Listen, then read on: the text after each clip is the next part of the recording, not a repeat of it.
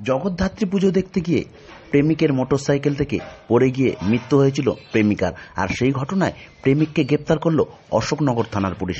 কল্যাণগড়ের জগদ্ধাত্রী পুজো দেখার জন্য 12 তারিখ মধ্যরাতে প্রেমিক রাহুল সূত্রধরের সঙ্গে বেরিয়েছিল দেবীনগরের বাসিন্দা সোনালী দাস। 3 বছর ধরে এদের সম্পর্ক, তবে সম্পর্কে টানাপোড়েন ছিল। নৈহাটি হাবড়া রোডে দুর্ঘটনায় জখম হয় সোনালী, সামান্য আহত হয় রাহুল। পরের দিন ভোরবেলা সোনালীর মৃত্যু হয়। এরপরেই তাদের আরেক সঙ্গী ছিলেন সঞ্জয় দাস। তিনি অভিযোগ জানান, রাহুল অত্যাধিক জোরে গাড়ি চালাচ্ছিল, আস্তে চালাতে বললেও সে গাড়ি স্লো করেনি। আর সেই ঘটনাতে মৃত্যুর পেছনে রাহুলের হাত রয়েছে বলে পুলিশ।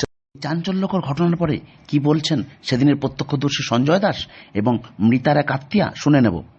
ওর সঙ্গে নাকি কথা বলিস না, তাহলে ফোনটা কেন আসলো? বলে কি মাসি, ও জানিস আমাকে সব সময় ভয় দেখায় যে রাহুল, যে তুই আমার সাথে কথা না বললি তোর বাবা তো রাস্তায় চলে, তোর ভাইটাকেও আমি ঠিক মতন ভাবে চলতে দেবো না।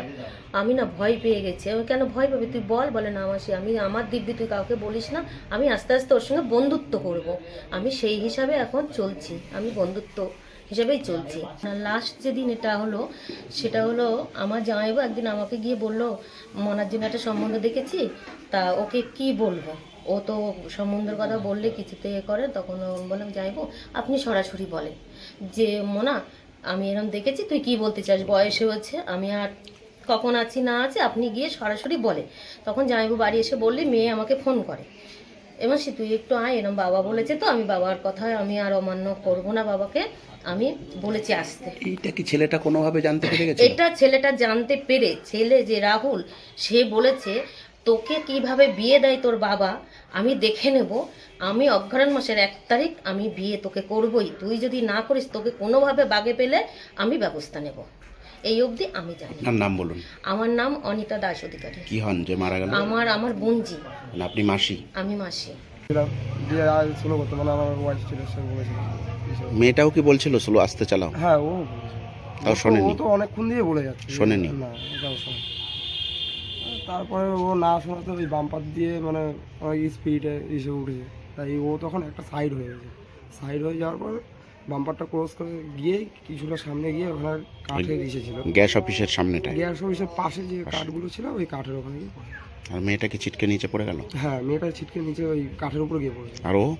আর ও ছিটকে গিয়ে ওই সাইডে টিনের সঙ্গে বাড়ি খেয়ে ওখানে মানে ড্রেন না কি ছিল বেশ, অতটা খেয়াল করিনি, ওখানে পড়েছিল।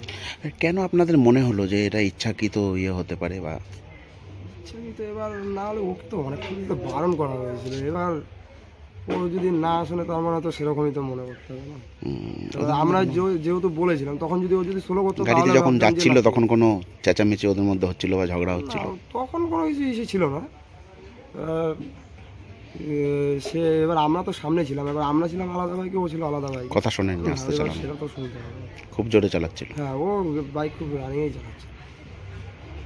কি চাইছে? বাম্পারটা আমরাই আগে ক্রস করেছি, ক্রস করার পর ওদেরকে আমরা বলেছি বাম্পার আছে, তো আমি শুনিনি। ওই বাম্পারেই ইয়ে করেছে, ডিসব্যালেন্স হয়ে গেছে। হ্যাঁ, বাম্পার দিয়ে ডিসব্যালেন্স। ও যেহেতু সাইড হয়ে গেছে, এক সাইডে এইসব কি মনে হচ্ছে এটা?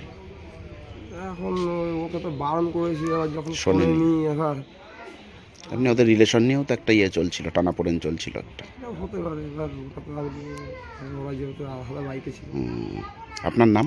সঞ্জয়। আপনিও ছিলেন সেদিন? হ্যাঁ।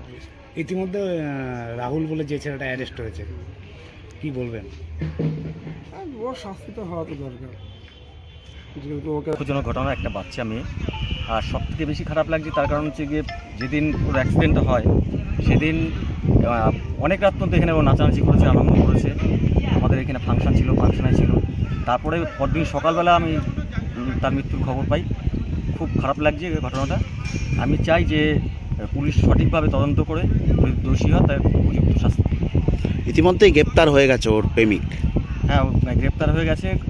এবার পুলিশ তদন্ত করুক কীভাবে মারা গেছে, যদি ছেলেটা যদি দোষী হয় তার উপযুক্ত শাস্তি চাই।